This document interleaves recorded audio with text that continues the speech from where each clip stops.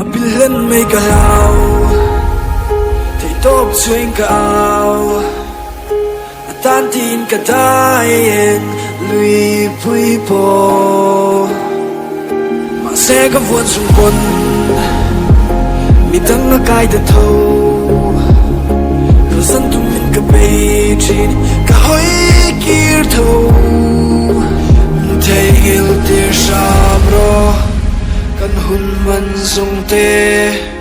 Atan sâu khan ka luti sin Tui fin ria tayan tu ka sin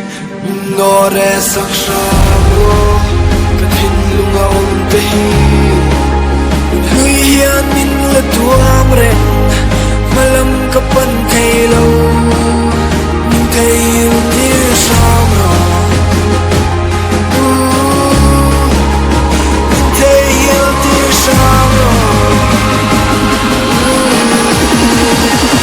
Malam ka pan thay nan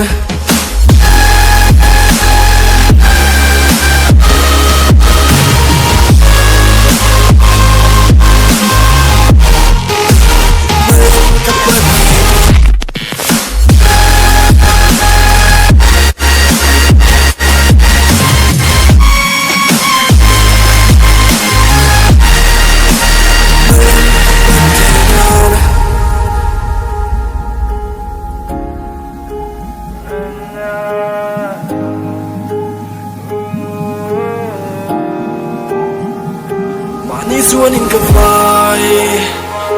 Ka kong siat lâu ka dai Ka him nan hian eng thil nge Ka ti don le Ka kho ve siat so pa San na song in ka atlan